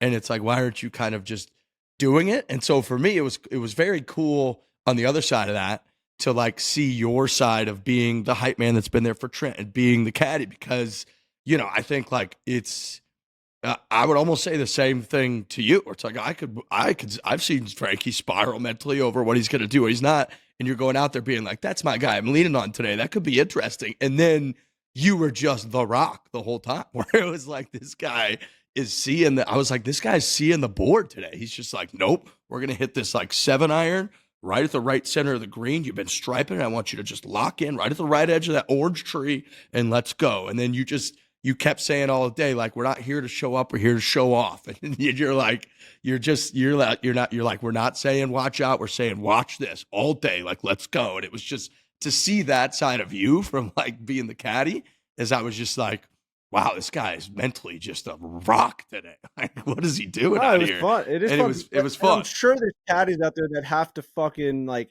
let the reins go, and they're like, all right, like let him. All right, the John Rahm situation where his like they were. What tournament was that where he hit the Players in the Players water Championship? Oh, that was the Players, yeah. Like those moments where it's like, all right, like we're gonna let him do it. Like you have to take a step back sometimes and let the player be the player, because like you do want them to be aggressive. But again, I do think that there's that fine line where it's like, you know, the percentages, you may not know them like to the exact, all right, this is a 70% chance of success, but you just have the feeling like you've been watching them play the whole time. You're like, I have a feeling of what this is going to do, and let's just try and avoid that in certain situations. Certain situations. So yeah, no, I really enjoyed it. I like being out there and not having to hit golf shots way more than having to hit the golf shots. Like hitting golf shots suck. You are very good at it. I mean, I know you have a caddy background, and that's what you did when you were younger. Like there's so much footage on the Breaking Series of you doing exactly what Riggs is talking about. And it really does it. It's very, very, very helpful. Because when you're in it, I don't know what it is. I don't know why it's that way, but when you're viewing something, it's easier to like diagnose what's going wrong. When you're in your own head, you're kind of moving a little too fast. Everything's moving definitely 300 miles per hour. And you're just like, I'm going to make this decision because I think it's the right one. And you are very good at just being like, let's think about it. And that just that extra beat brings in way more just like logic. Well, then the devil's advocate side of it is like sometimes that could be too much, and people have seen that in breaking 85s where like if you're just kind of in like a state of, all right, we just made a couple pars, we made a bogey, we're only shooting a 41 on the front, like come on baby, let's go. And then like I'm starting to talk a lot about like, hey, we just need to play this solid, and then like you can feel my energy start to get a little bit ramped up, and then like you start to get a little bit more tense. So you can, I got a fuzzy in my eye. You can definitely have a little bit too much of it, and I've been unfortunately on the wrong side of that a lot of times. But yeah, I wish I could read greens better than I can, because I do feel like I enjoy this. I like that part of golf. I like relaying the stuff that we've been able to like access to as many people as I can. And like when I'm with my buddies, I try and give them as much information as I've gotten given. And it really does make a difference for some people. We're not the best golfers. We're not even close. But if you can get any sort of mental edge on the game, on the golf course, on yourself, you're in a better position than you were stepping up to that first tee without it. Like you need to use as much as you can possibly get out there. It's such a hard game, and you need certain things to be able to be like, how do we make this more simple? You got to make the game more simple somehow, some way. Yeah. Yeah. Yeah. Which is like Trent's right. It's like it's hard to do when your things are moving fast, and like it's easy I'm the to biggest do meltdown guy in the world. Like Well, when I it's- have the club in my hand, I hate it. It's very easy when you're playing well during a part of the round, because every round has like a bit of a ups and downs and peaks and valleys. And like when you're playing well, it does feel like everything goes at the perfect pace and you're all good. And then when you can feel you're just you're in a rut in the middle of the round or something, it is funny how like just quickly things happen. You make a decision, and then you look up an hour later and you're like, I just cost myself 7 shots over the last like hour because I just I don't even know what was happening. And you're just like, fuck. And so yeah, you were very good out there at just being a pretty like a rock, and it was fun. It was fun to be in the lion's den, as we said, and yeah, the video I think will be really good. So so keep an eye out for that on the old YouTube channel. I got to give a shout out to the Good crew. We do a lot of stuff with the Good crew.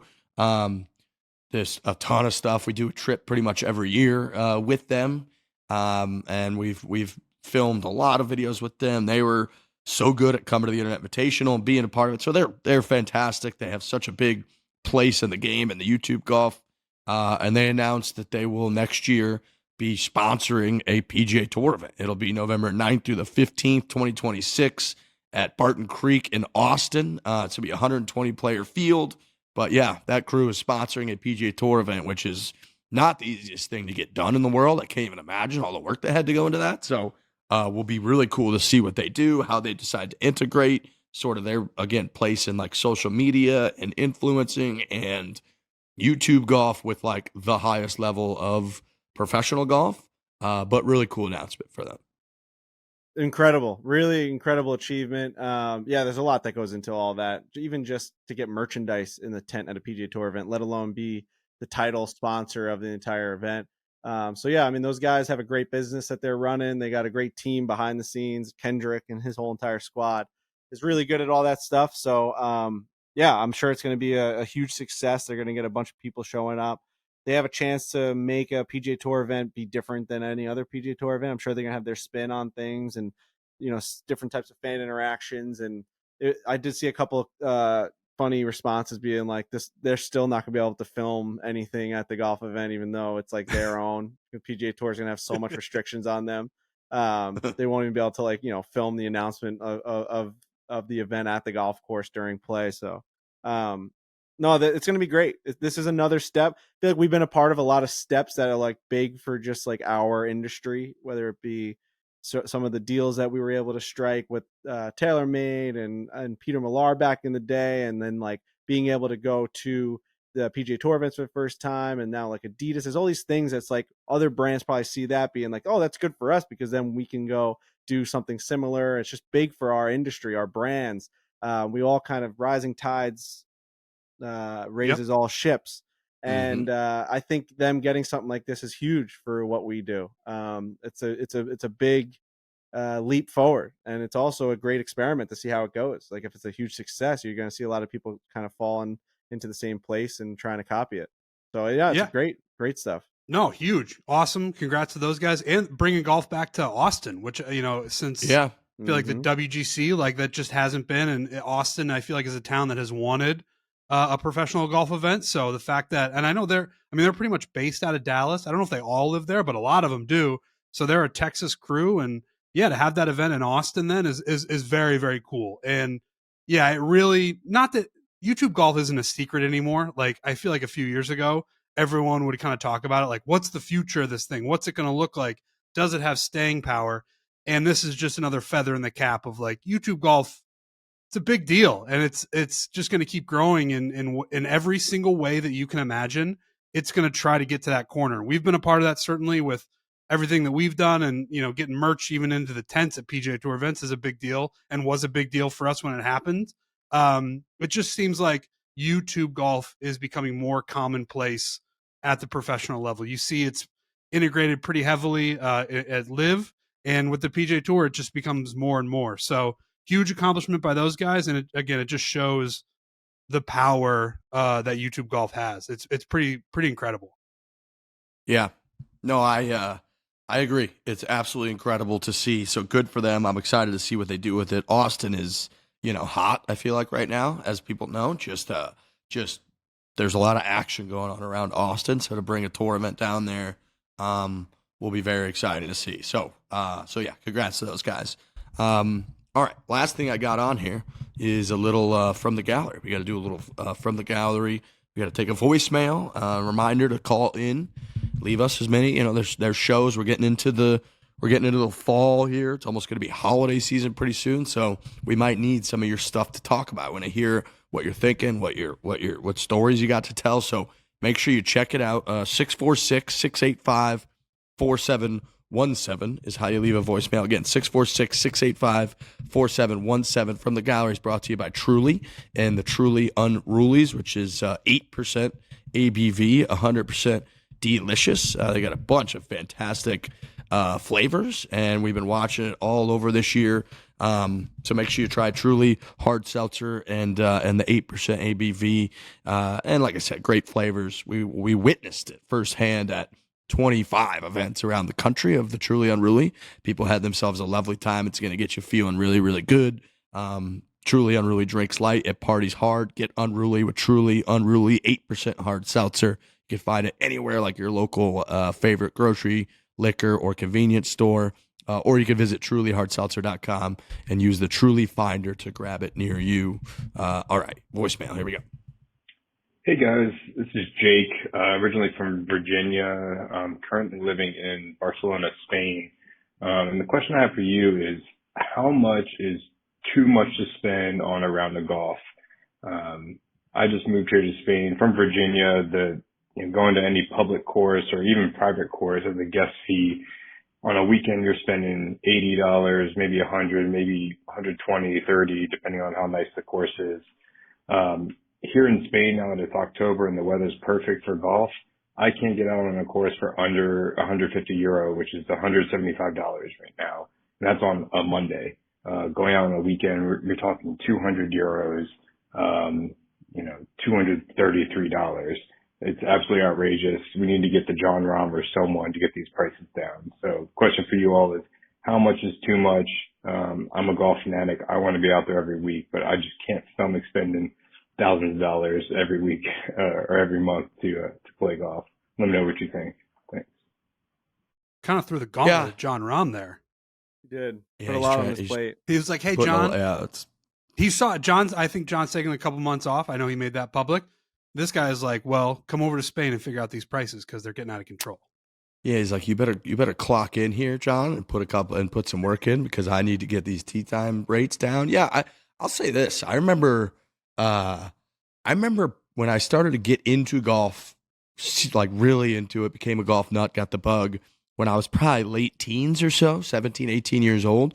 I remember that if you played a round of golf and it cost $100 or more, but like a low hundred, that was like a bucket list, save it up. This is your once a year type thing. We would go down to this place called Old Kinderhook in at the Lake of the Ozarks, and it would be like $115 or something. And like that was as good as it got. And we could play all the local places around. We could go play Spencer T. Owen, which was a Arnold Palmer design course, and it would come with a buffet ticket for lunch. And then you could play Spencer T. Owen course, and it was, I believe, like $26 is what it would be. And it was awesome. Awesome experience. Now, dude, golf is so crazy expensive in most places with the tee times, especially around here in Arizona. I know that like you cannot play in the wintertime, especially a decent golf course for like less than $175 or something. So I guess my answer would sort of be, obviously it depends on the experience. Like we talked about TPC Sawgrass and how they had like the highest greens fee or something, and people were paying like $1,200 with the caddy fee and everything like that to play. And I remember being like, that place I would actually say might be worth it, as nuts as that number sounds. Yet there's other places that I would say around here in Scottsdale in particular that are $400 or $500 where I'm like, no, I would not pay that for that golf course. But I guess I just agree with the general sentiment of like, it does kind of suck how expensive greens fees have gotten right now. Yeah, it's outrageous. It's unattainable for the average person that wants to go out there and play their favorite sport. They have to like pick and choose when they can go. They have to resort to just hitting range balls, which also are like incredibly inflated. You end up paying like $1 a ball at some places, which is just insane to just practice the sport.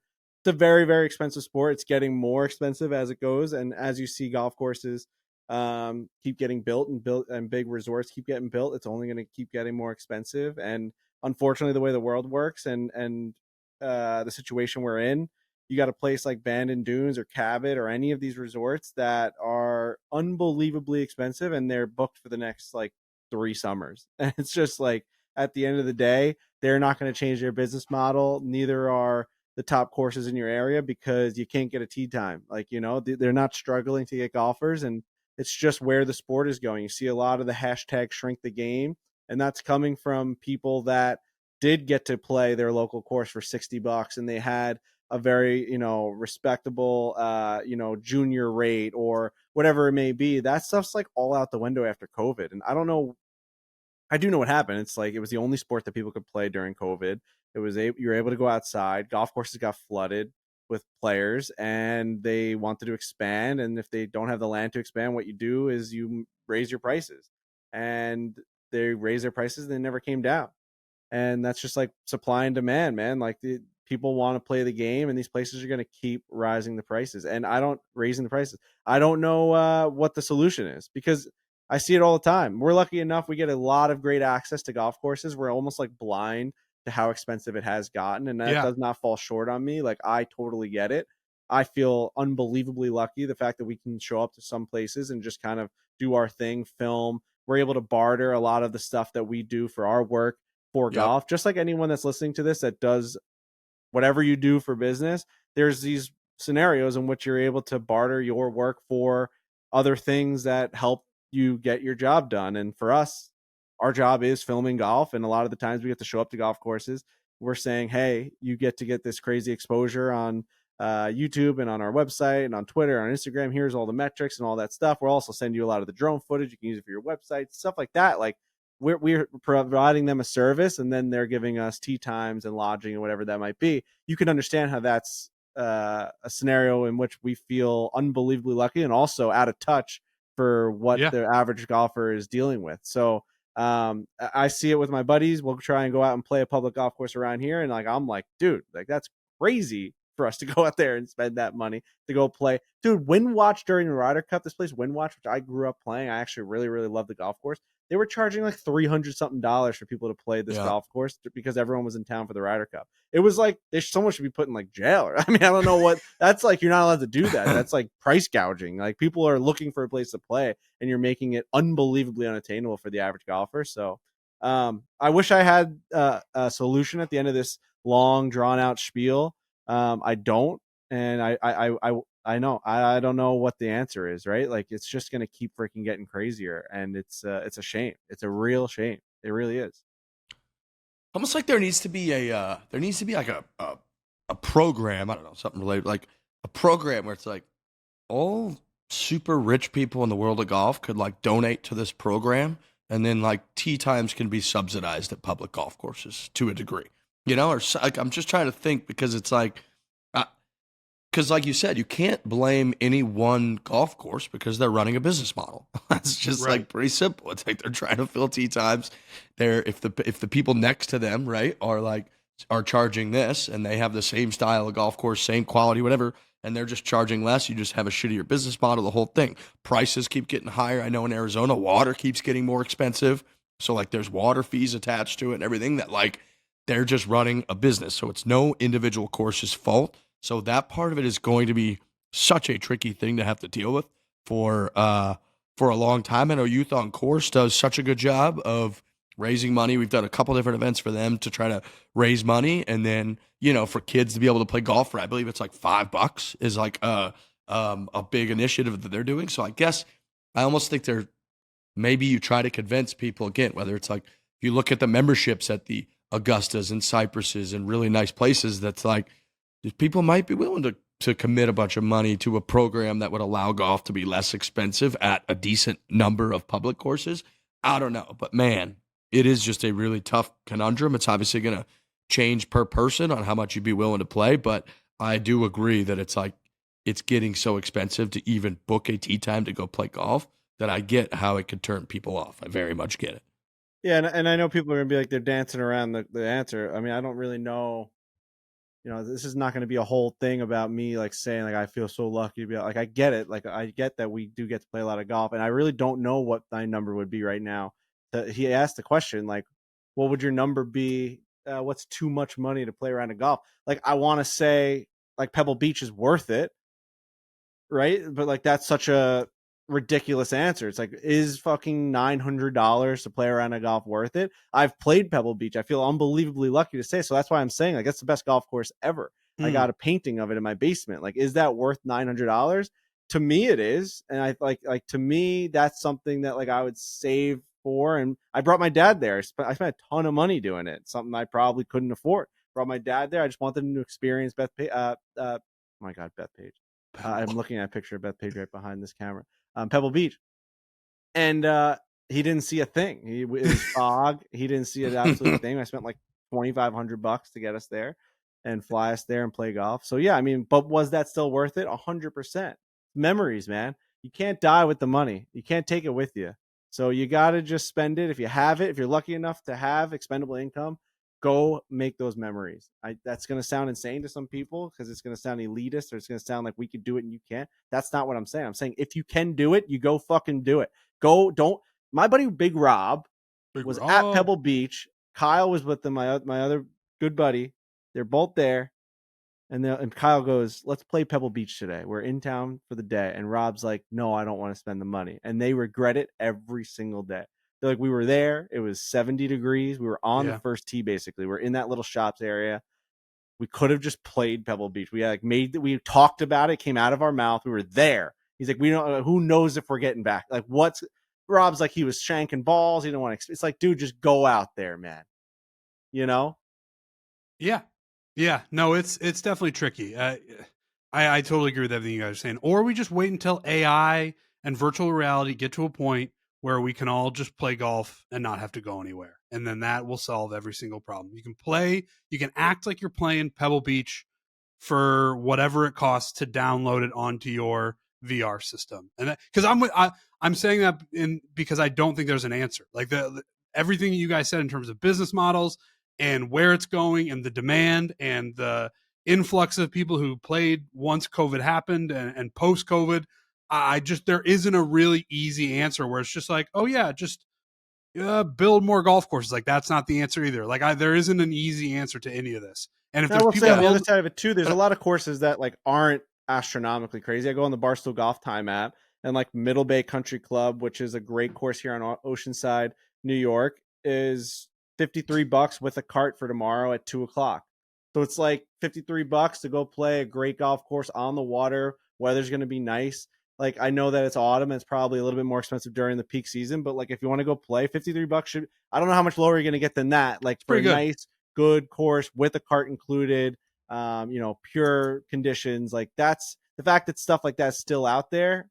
That's a little bit more promising than the doom and get the gloom. Barstool Golf Time app. I think that's the answer. Yeah, go get that Barstool Golf Time app. You could scroll through. Yeah, I guess my official final answer would be like, would I pay $400 to play like Pinehurst number 4? Yep. Would I pay $400 to play like McCormick Ranch here in Scottsdale, Arizona? Like, no, I just wouldn't. So it's like, it is sort of a case by case basis. But yeah, Barstool Golf Time app. Nice plug there. You can scroll through that bad boy and find all kinds of good spots.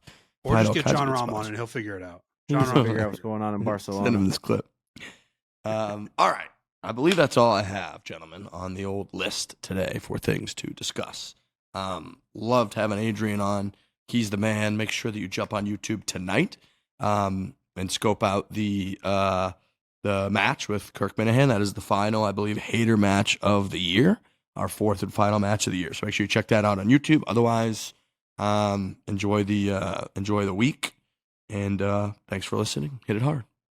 Oh, for Wednesday's show, sorry. So Wednesday, the show that comes out on Thursday, we're going to do a little behind the greens. Trent and I are going to be recording. We want to talk to the people. So you have a couple days. Get yourself together. We're going to record around 11 o'clock Eastern time. Send an email to foreplay@barstoolsports.com with like what your story is. We want to talk to head golf professionals with good stories, how you got into the game. Maybe you have a funny story or an interesting story that we'd like to hear that you want to share with people. Superintendents. We want the best stories. We're shining lights on people this week. Adrian's one of them, where it's like there's so much that goes into this game that's not just the stuff that we watch on TV or on YouTube, or all the people that want to watch, they're forcing you to watch their bad swings, and that's not just the game of golf, right? Like we are not the only part that you need to consume your life with in terms of the game of golf. There are so many people in this sport that deserve this platform and to be able to speak their stories and all that stuff. So, last time we did this, we talked to Isaac from Africa, and it's like you can't even believe what's going on with him. We got to get more in touch with him, by the way. We have to do more stuff with him, and we need to get on that. But that's what we're looking for. We're looking for more stuff like that. So yes, Wednesday is when we're going to be doing that around 11 o'clock Eastern time. Get your emails in. We'll pick people. We'll send out links. We want to have a bunch of people on the show. Those are some of our best episodes we've ever done. So make sure you get the word out. If you're listening to this and you are one of these people that would be good on the show, please send the email. If you know someone, send it to them. Make sure that they call in. Yep. That's all I got. All right. Well, what was that? foreplay@barstoolsports.com. That's the email we're having them send it to. Is that the email? Is that the email that you always call out for From the Gallery? That's the one that we used to use for From the Gallery, and now we just do voicemails. But it used to be, and I know we were using this Barstool Golf at barstoolsports.com for what were we using that for? Something else recently. So I just want to make sure that we still have the same account. Does Foreplay at Barstool Sports exist in terms of an email? It's a great question. I want to make sure we didn't lose access to it, is what I'm saying. You know what I mean? Fair. Like that, one of our producers is gone and is like, I have no idea how to get into that. Gotcha. Yeah. You'll see it. We're gonna put it. We're gonna tweet it. We're gonna do all that stuff. Yeah. You'll see where it is. I feel strongly about foreplay@barstoolsports.com. Me too. Yeah, and we can edit that out if that wasn't correct. I just put the right one in, but I think that's right. Hit it hard. Hit it hard.